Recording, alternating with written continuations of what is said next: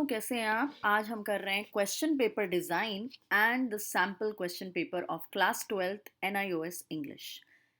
तो चलिए शुरू करते हैं सबसे पहले क्वेश्चन पेपर के डिज़ाइन से, जिसमें हमारे 3 तरह के सवाल आते हैं। कुछ नॉलेज बेस्ड आते हैं, कुछ अंडरस्टैंडिंग आपने कितना समझा है और उस समझ को आपने कैसे इनडायरेक्ट सिचुएशंस में अप्लाई करा है। अंडरस्टैंडिंग और एप्लीकेशन बेस्ड क्वेश्चन आते हैं 35-35%, नॉलेज बेस्ड आते हैं 30%। एप्लीकेशन बेस्ड थोड़े से डिफिकल्ट होते हैं। अगर आपने नॉलेज और अंडरस्टैंडिंग भी कर ली तो you will be able to get 65% easily. But then application based भी हो जाते हैं, जैसे आपके मान लो लेटर राइटिंग हो गया, आपका आर्टिकल राइटिंग हो गया। So that way it is called application based.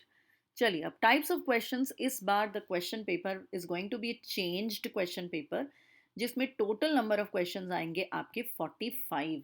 तो quite a long question paper it's going to be, and you have to be very well prepared. तो देख लेते हैं। ऑब्जेक्टिव टाइप के 1 नंबर के क्वेश्चन आएंगे 11, 2 नंबर के जिसमें 2 पॉइंट्स होंगे वो आएंगे 7, 3 नंबर के जिसमें 3 सब पॉइंट्स होंगे वो आएंगे 4, 4 नंबर के 2, 5 नंबर के 1। Very short answer type question जिसके आंसर आपको 20 to 25 वर्ड्स में लिखने हैं, वो आएंगे 2 नंबर के। तो वो होंगे 14 सवाल।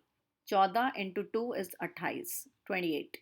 फिर आते हैं शॉर्ट आंसर टाइप क्वेश्चन, जो 3 नंबर के होंगे, जिनका आपको वर्ड लिमिट होगी 40 to 45 वर्ड्स, वो आएंगे 3 सवाल। लॉन्ग आंसर जो 4 नंबर के होंगे 70 to 80 वर्ड्स में आपको उनका आंसर लिखना होगा, वो आएंगे 2। एंड ऐसे टाइप क्वेश्चन जिसमें आपको 100 to 150 वर्ड्स लिखने होंगे, वो आएगा 1 सवाल। तो इसको मिलाकर आपके बनते हैं टोटल 45 क्वेश्चंस। तो आप देख सकते हो आपकी मैक्सिमम स्कोरिंग कहाँ पर हो जाएगी। आपकी मैक्सिमम मैक्सिमम स्कोरिंग हो सकती है वेरी शॉर्ट पे, और जितने भी आपके ऑब्जेक्टिव टाइप हैं। सो इजीली आप ये मार्क्स गेन कर सकते हैं, राइट? ओके, तो अब चलते हैं हम सैम्पल क्वेश्चन पेपर पर। अब मैं स्क्रीन, यस, ये आ गई। तो ये है सैम्पल क्वेश्चन पेपर, और मैंने एक्चुअली पूरा पेपर सॉल्व कर दिया था। जब मैं सेक्शन डी पर पहुंची तब मुझे पता चला इसके तो आंसर्स गिवन हैं नीचे, बट क्योंकि मैंने कर दिया था almost paper solve, so I thought I will not remove the things that I have written. तो आपके साथ जो भी मैंने करा है, जो भी मैंने सॉल्व करा है, मैं आपके साथ शेयर कर लेती हूँ। ठीक, बाकी कुछ क्वेश्चंस मैंने बिल्कुल एंड के लिखे नहीं है, बिकॉज मुझे बाद में पता चला कि ये तो सॉल्व है। ठीक है, नाउ इंस्ट्रक्शन देखिए बहुत ध्यान से। ठीक है, 3 घंटे का पेपर होगा, 100 नंबर का पेपर है। ठीक है, टोटल 45 क्वेश्चंस हैं। पेपर जो है 2 पार्ट्स में डिवाइडेड है। ऑल क्वेश्चन, सारे ही क्वेश्चंस कंपलसरी हैं, मैंडेटरी हैं, और हर क्वेश्चन के सामने उसके मार्क्स लिखे होंगे। क्वेश्चन नंबर 1 to 25, 1 से लेकर 25 नंबर तक क्वेश्चन जो है एक एक नंबर के हैं। कुछ उनमें से सब पार्ट्स में हैं, कुछ उनके इंडिविजुअल पार्ट्स हैं जो इंक्लूड करते हैं, जिनमें है आपके मल्टीपल चॉइस क्वेश्चंस यानी कि MCQ, fill in the blanks जो कंप्लीशन टाइप होते हैं, जिसमें आपको फिल इन द ब्लैंक करना होता है पैसेज में से देखकर, ट्रू फॉल्स, ट्रू मार्क करना है या false, match the column, 1 word answer type question जैसे आपके सिनोनिम और एंटोनिम वाले क्वेश्चन हो। सो 26 क्वेश्चन, 28 से लेकर 34 तक, 41 एंड 43, ये हैं हमारे शॉर्ट आंसर क्वेश्चन जो 2-2 नंबर के हैं। इनके जो वर्ड लिमिट है 30 वर्ड से एक्सीड नहीं होनी चाहिए, बट आप पीछे ऑलरेडी देख चुके हो कि इनकी वर्ड लिमिट इन्होंने क्या मेंशन करी है। So I quickly show that to you. जो आपके वेरी शॉर्ट हैं, 20 से 25 वर्ड हैं, 2 नंबर के। अब यहाँ पर इन्होंने कहा है 30 वर्ड के, तो 30 वर्ड के ही लिख देना। नाउ 27 क्वेश्चन, 36 से लेकर 40 तक, ये हैं 3 नंबर के क्वेश्चंस, और इनके 40 वर्ड्स के बियॉन्ड आपको नहीं लिखना है।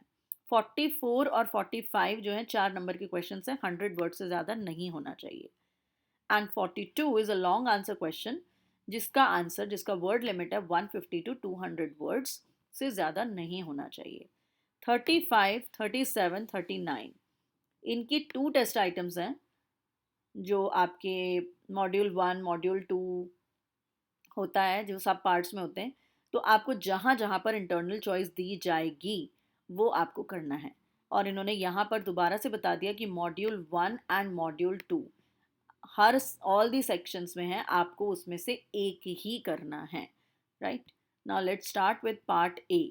पार्ट ए जो है वो है section A, prescribed text. Prescribed text का मतलब है जो आपका लिटरेचर का पार्ट था, जो आपका लिटरेचर में आपने पूरे साल पढ़ा, जिसमें 5 नंबर की है पोएट्री, यानी कि पोएम्स में से 5 नंबर के सवाल हैं, एंड 9 मार्क्स के क्वेश्चंस हैं आपके प्रोज में से, यानी कि जो पैसेज होते हैं, जो आपका पैराग्राफ फॉर्म में होते हैं। ठीक है, तो ये 14 नंबर हो गए, 5 और 9। पहला क्वेश्चन आया, where the mind without fear का पोएट कौन है। ठीक है, ग्रैंड मदर हाउस में किससे बेग कर रही हैं, तो ग्रैंड मदर वाली पोएम का एक एक नंबर के हैं। अब आज ये 2 नंबर है। ठीक है, तो कोई चॉइस नहीं है फर्स्ट और सेकंड में। थर्ड क्वेश्चन में चॉइस आती है, व्हाट काइंड ऑफ नाइट, किस तरह की नाइट थी जब स्कॉर्पियन ने मदर को काटा। 10 घंटे से बारिश हो रही थी। Parting with this poison flash, flash का मतलब क्या है, फ्लैश का मतलब quick moment in a fraction of a second, the scorpion stung the mother, scorpion जो है डेविलिश है। तो इन दोनों में से आपने एक करना है, तो देख रहे हो जहां पर इंटरनल चॉइस है वही आपने क्वेश्चन करना है, right. So be very careful. अब आ जाओ फोर्थ क्वेश्चन। फोर्थ क्वेश्चन में भी एक इंटरनल चॉइस है, जिसमें दोनों ही क्वेश्चन एक ही पोएम से लिए गए हैं। नैरो डोमेस्टिक वॉल्स का मतलब बताओ, या फिर mind is without fear and head is held high का मतलब बताओ। तो again it is a 1 mark question only. If you ask me, ये वाला क्वेश्चन ज़्यादा इजी है। नैरो डोमेस्टिक वॉल्स क्या है, वो caste, creed, religion, culture, superstition की जो दीवारें खड़ी हैं। ये भी आप लिख सकते हो कि हमें फियर में नहीं रहना चाहिए और अपने फियरलेसली और कॉन्फिडेंस रखना चाहिए। येलो वुड क्या है, way leads on to the way. इनमें से ये वाला ज़्यादा आसान है, ये वाला थोड़ा सा मुश्किल है, 1 नंबर का। Again there is an internal choice, but दोनों ही क्वेश्चन एक ही पोएम में से हैं। रोड नॉट टेकन, ये है where the mind is without fear, और ये scorpions night, night of the scorpion. अब आ जाते हैं 6 to 7। अब ये आ गया प्रोज का। तो ये पर्पस ऑफ द एजुकेशन, क्यों हम वो फादर को लेटर जो लिखता है बच्चा।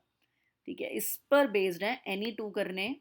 ट्रू फॉल्स, ट्रू फॉल्स जो है आपको पैसेज पढ़कर ही बताना है, तो it's not very difficult. Again इसमें से सिर्फ 2 करने हैं, तो चॉइस आप देख लेना। तीनों करोगे तो कोई फ़ायदा तो है नहीं, so you are wasting your time only.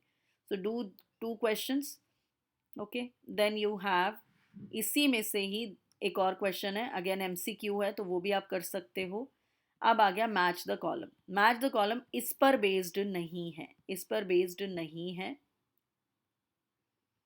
6th और 7th ही इस पर बेस्ड था, 3 नंबर का क्वेश्चन आ गया। ठीक है, match the column my son will not a beggar be, इसके ऊपर बेस्ड है कि मदर का क्या रिएक्शन होता था उस बच्चे को देखकर जो अंधा था, सिस्टर का क्या था, फादर का क्या था, सर्वेंट्स का क्या था, एंड सो ऑन। 4 नंबर का question, very simple. Aunts Pramila के कौन से वर्ड, तो ये वो आ गया, I must know the truth. तो कौन से वर्ड से आराधना सबसे ज़्यादा दुखी हुई। देन ये भी उसी के ऊपर फैक्ट बेस्ड क्वेश्चन है, किस सेंटेंस का मतलब नहीं है। इस टाइप के क्वेश्चन मैंने इसमें ज़्यादा देखे हैं कि इसका क्या नहीं है, और एमसीक्यू तो भरे पड़े हैं, right. So read all the options carefully. अब इससे आपकी लर्निंग ये है कि जब आप, अगर आपका एग्ज़ाम अभी नहीं है, अगर आप प्रिपेयर कर रहे हो पेपर के लिए, तो आप यू स्टार्ट रीडिंग। रीड अगर नहीं करेंगे तो एग्ज़ाम क्रैक करना थोड़ा मुश्किल है, अगर अच्छे मार्क्स से एग्ज़ाम क्रैक करना है तो, राइट। ओके, अब आ जाते हैं सेक्शन बी पर, जो कि है non prescribed text. We have to do this also. Non prescribed text का मतलब है अनसीन पैसेज। तो ये अनसीन पैसेज के सिर्फ मैंने मार्क कर दिए। स्ट्रेंज पार्ट था कि ये जो क्वेश्चन थे क्रोनोलॉजिकल ऑर्डर में नहीं थे, मतलब इनको फाइंड करने में मुझे डिफ़िकल्टी हुई। जब पहले हम करते थे क्वेश्चंस, एनआईओएस का जो क्वेश्चन पेपर आता था वो एकदम स्ट्रेट अवे, पहले दूसरा, पहला फिर दूसरा फिर तीसरा फिर चौथा एंड सो ऑन, ऐसे आंसर्स मिलते जाते थे। But here it was just jumbled up. Dash was create, ये कंप्लीशन टाइप है। Dash was created after many attempts, कोई इन्होंने वर्ड लिमिट नहीं दी है, लेकिन इन्होंने कहा है complete the following sentences, any 3 करने हैं इसमें से भी। मेनी अटेम्प्ट्स के बाद क्या बना, क्या बना, डायरेक्टली नहीं गिवन है, इनडायरेक्टली है। 1000 times light bulb with the answer. There is total dash qualities, तो ये 6 क्वालिटीज। ठीक, the reason why you're not a robot is because, ये तो सिंपल है, because we have feelings, emotions and dreams. Then Thomas Edison is an example of grit. तो कुछ कुछ directly हैं, कुछ कुछ डायरेक्टली गिवन नहीं है। Now choose the correct alternative, any 3, आपको एनी 3 में से गेस करना है। अगेन आप नीचे रेफर कर सकते हो, मुझे लगा कि it is C as the correct answer. Then this one, तो ये बेसिकली पैसेज के ऊपर ही बेस्ड है, so I am just going down. एक और अननोन पैसेज है, अनसीन पैसेज है, इसके ऊपर बेस्ड है 12 और 13 क्वेश्चन, 2 क्वेश्चंस हैं and it's about drug abuse. तो ड्रग अब्यूज़ वाला हमने लेसन भी किया था, reading with understanding, so don't forget to read that chapter, जो को मैंने बहुत अच्छे से एक्सप्लेन किया है, उससे आप एक बार देख लोगे तो you will understand it easily. True false हैं बट इसी पैसेज के ऊपर बेस्ड हैं, so it's very easy to find. कुछ कुछ कीवर्ड होते हैं, उनको आप डायरेक्ट मैच करो तो आपको आंसर मिल जाएगा। ठीक है, अब इस टाइप के क्वेश्चंस काफ़ी सारे हैं। देखो, आपको एक क्वेश्चन दिया, उसके 4 ऑप्शन दिए। अब 4 ऑप्शन में से हो सकता है आपके 2 ऑप्शन सही हो सकता है 3 ऑप्शन सही हो सकता है कोई भी ऑप्शन सही नहीं हो। तो आपको देखना है, मुझे फर्स्ट और सेकंड लग रहा था तो हमने मार्क कर दिया ए 1 एंड 2। सो बेसिकली इसका फर्स्ट का आंसर हो जाएगा a and not 1 and 2, right? So be very careful while you are reading the instructions and writing your marking your answers. ठीक है, अगेन इसमें भी देखो, रिच जो हैं वो कौन से ड्रग्स यूज़ करते हैं? marijuana, heroin, gum and pen, fuel. तो हमें लग रहा है फर्स्ट और सेकंड, तो हमने ए मार्क कर दिया 1 and 2। Fine. Now coming to grammar, choose the correct alternatives. इसमें भी आपको एनी वन करना है। 2 क्वेश्चंस हैं, yes there are 2 questions, you have to do one of the 2। So my family has been living, the wind was blowing heavily yesterday. ठीक है, क्या है? टेंसेस से रिलेटेड क्वेश्चन है। ये आ गया प्रपोजिशंस का 3 नंबर का। With in, with, over the world भी हो सकता है, अराउंड द वर्ल्ड भी हो सकता है, डाउन द होल। ठीक है, अब आ गए types of sentences, complex, compound और सिंपल सेंटेंसेस। ठीक है, तो I cover this grammar point in my next video because I think मैंने ये टॉपिक कवर नहीं किया है, सिंपल, कॉम्प्लेक्स, कंपाउंड। तो I explain that to you in the next video. Basically क्या है, जब, no it is not complex, it is actually compound. Compound क्या होता है? जब हम उसमें एंड लगा देते हैं या बट लगा देते हैं तो वो हो जाता है कंपाउंड सेंटेंस। ठीक है, जब हम उसमें एक रिलेटिव क्लॉज लगा देते हैं, विच लगा दिया या फिर दैट लगा दिया, तो वो बन जाता है कॉम्प्लेक्स। और अगर एकदम स्ट्रेट फॉरवर्ड एक बात हो रही है तो simple sentence. This is the only difference between the three. फिर आ गया WH क्वेश्चन, ये आपका 10th में भी था, 12th में भी आ रहा है। आपकी हॉबी क्या है? इसके आंसर पढ़ के आपको क्वेश्चन वर्ड लिखना है। एनी 2 करने, इंटरनल चॉइस है। ठीक है, 4 में से आपने 2 करने। अब तुम्हारी न्यू जॉब, या तो आप लिखोगे what is your new job, लेकिन जब आंसर देखा तो आपकी इंटरेस्टिंग है तो कैसी है। ठीक है, पार्टी 8 बजे से पहले एंड हो गई तो व्हेन। ठीक है, so read the answers and then write the question word. So this is the next one. अब आ जाते हैं पैसिव वॉइस। पैसिव वॉइस इन्होंने 1 नंबर का दिया है, आपको एनी वन करना है 2 क्वेश्चंस में से। सो सुमन डस्ट्स एंड मॉप्स, कौन सा टेंस है? सिंपल प्रेजेंट टेंस, तो इज डस्टेड एंड मॉप्ड। ठीक है, सिंपल प्रेजेंट का सिंपल प्रेजेंट में ही पैसिव वॉइस होगा। Next is donated, simple past, तो सिंपल पास्ट में ही आंसर होगा, वॉज डोनेटेड बाय। ठीक है, सो this is how you do it easily. Functional writing skill, ये एक नया टॉपिक है और ये इसमें आया आर्टिकल राइटिंग। अगेन आप चाहो तो आंसर्स रेफर कर सकते हो कि आर्टिकल राइटिंग के लिए क्या इसका टॉपिक होना चाहिए। अगेन देखो, ऐसा है, इन्होंने डायरेक्टली ये नहीं कहा कि 1 चूज करो, 1 भी हो सकता था देखा जाए तो, लेकिन ए दे दिया option 1 just to confuse the students more. ठीक है, अगेन कौन से ऑप्शंस इस आर्टिकल में हम लिखेंगे, तो मैंने चूज किया थर्ड, सॉरी डी। इसमें इंटरनल चॉइस आ गई सेकंड में, सेकंड करो या थर्ड करो। कौन सा कोट सेंट्रल आइडिया कन्वे करता है इस आर्टिकल का, तो हमने चूज कर लिया ये, राइट। अगर आपको कौन किस तरह से आप आर्टिकल लिखोगे, आप लिखोगे पर्सनल ओपिनियन नहीं दोगे। ओके, देन इसका अगेन ये दे दिया हमने, fill in the blank. Fluency क्या है? Writer's ability to produce the text sequentially. Okay, अब इसमें क्या है? नोटिस राइटिंग आपको आना चाहिए, नोटिस राइटिंग आना चाहिए। तो नोटिस राइटिंग से रिलेटेड सवाल जवाब है। नोटिस राइटिंग क्या है? एक तरह का आर्टिकल है? नहीं, ये एक तरह का लेटर होता है। फिर आइडेंटिफिकेशन फाउंड से फाउंड होता है, मतलब मार्क बताना पड़ता है identification. By the line of the report, name of the reporter होता है, ट्रू।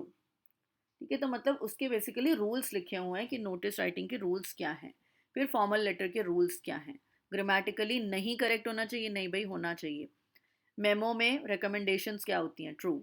ठीक है, गुड राइटर में स्लैंग्स अवॉइड करने चाहिए अगर अच्छा ऐसे लिखना है। ट्रू। ठीक है, रिपोर्ट राइटिंग, लेटर राइटिंग, तो चार चीज़ें इन्होंने कवर की हैं। एक इन्होंने कवर की है आर्टिकल राइटिंग, फिर किया है नोटिस राइटिंग, फिर किया है मेमो, और किया है रिपोर्ट और लेटर। ठीक है, तो काफ़ी सारी चीज़ें हैं। नाउ इसी से रिलेटेड ट्रू फॉल्स कर दिए, इसी से रिलेटेड इन्होंने क्वेश्चन आंसर्स कर दिए, शॉर्ट आंसर। आर्टिकल लिख रहे हो तो राइटर का नाम कहाँ होगा? टॉप और एंड कहीं भी लिख सकते हैं।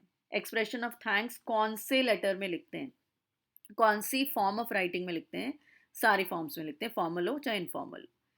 अगर बिजनेस लेटर लिख रहे हैं तो डेजिग्नेशन और नेम ऑफ एड्रेस कहाँ आएगा? Upper left hand corner. ठीक है। कंप्लेंट लेटर कैसा लेटर है? Formal letter. अब आता है सेक्शन ई। सेक्शन ई में you have to make a choice, and इसमें आपको डिसाइड करना है कि आप ऑप्शन 1 करेंगे या फिर ऑप्शन 2 करेंगे। So option 1 is for the people who are studying English ESP for receptionist, और जो ऑप्शन 2 है, this is for the people who are opting for English for office use. तो डज नॉट, देखो एक और आ गया ना, डज नॉट। डज नॉट उसे क्या नीड नहीं है, उसको हॉबी डायरी नहीं चाहिए। ठीक है, सो ओनली 2।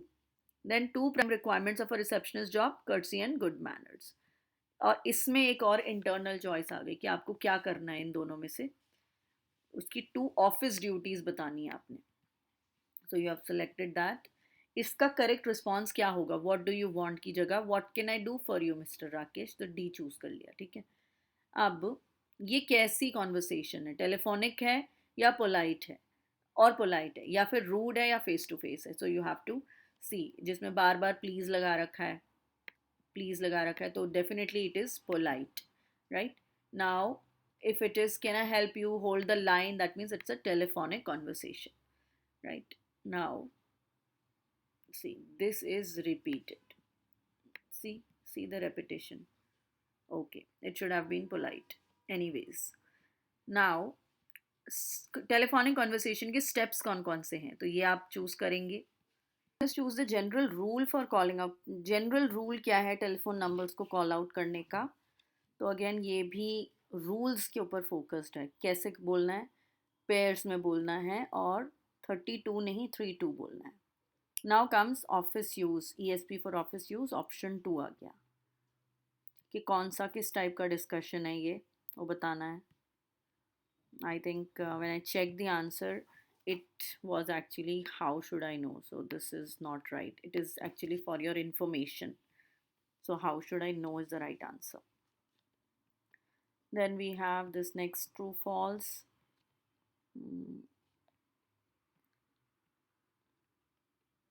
ट्रू फॉल्स आ गए फिर से।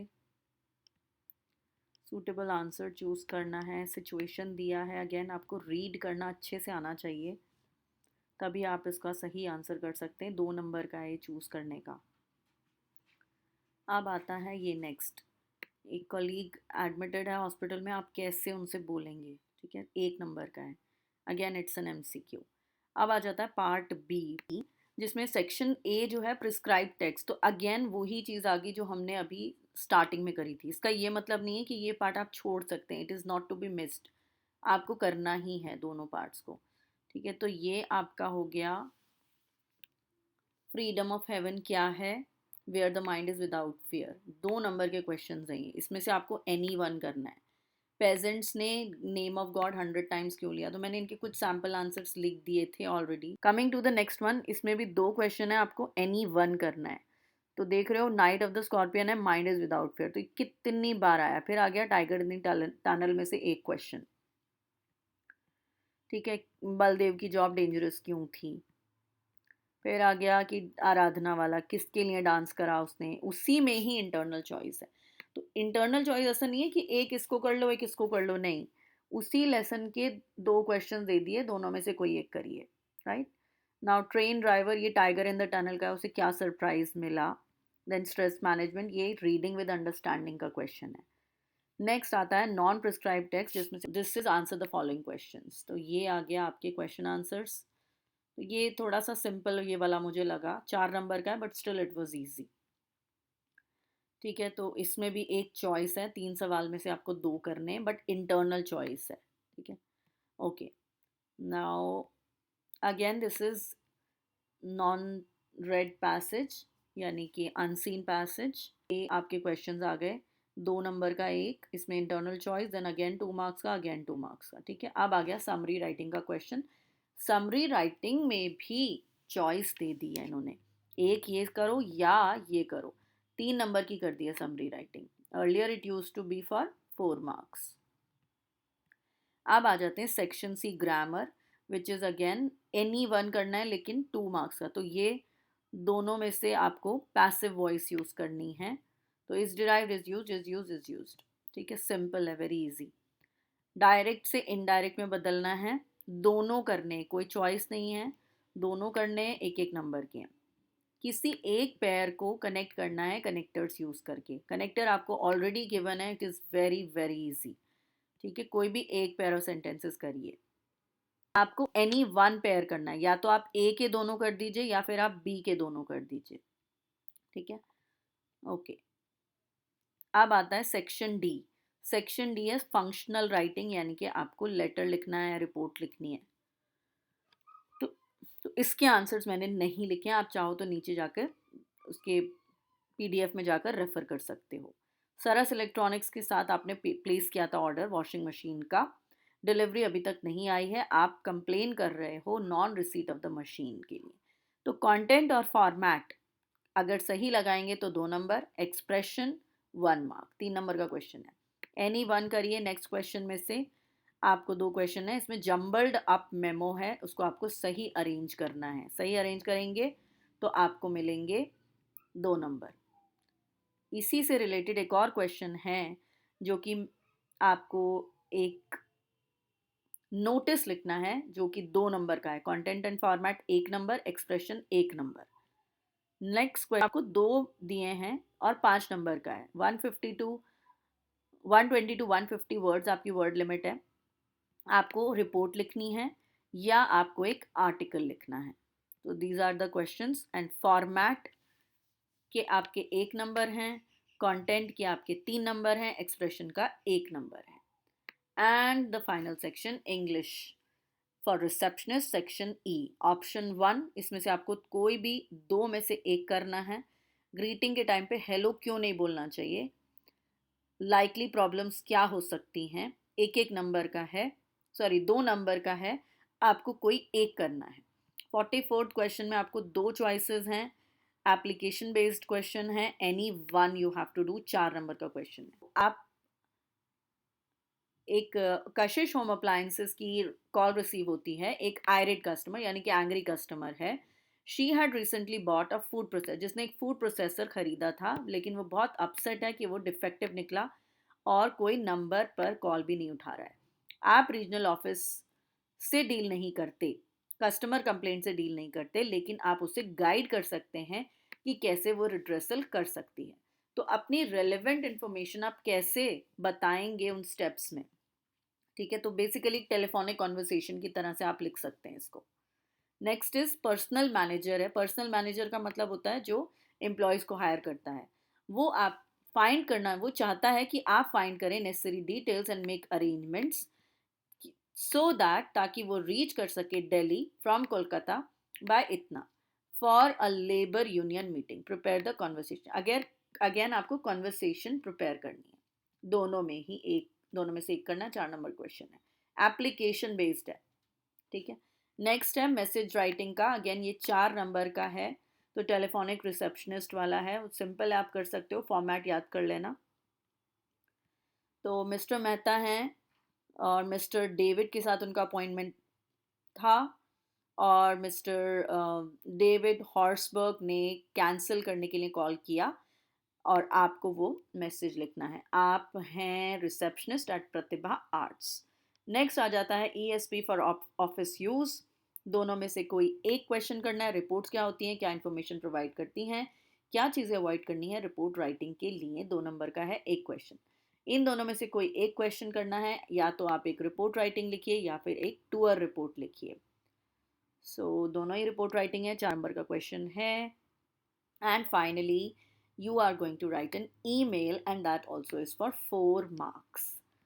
तो ये आपने कर लिया. क्या इन्फॉर्मेशन है? मिस्टर सरीन एस के ऑडिटर जनरल को लिखना है, आपके स्टेट में आ रहे हैं कंपनी के ऑडिट के लिए. आपसे कुछ इन्फॉर्मेशन चाहते हैं कंपनी के एरिया ऑफ ऑपरेशन और बिजनेस के बारे में.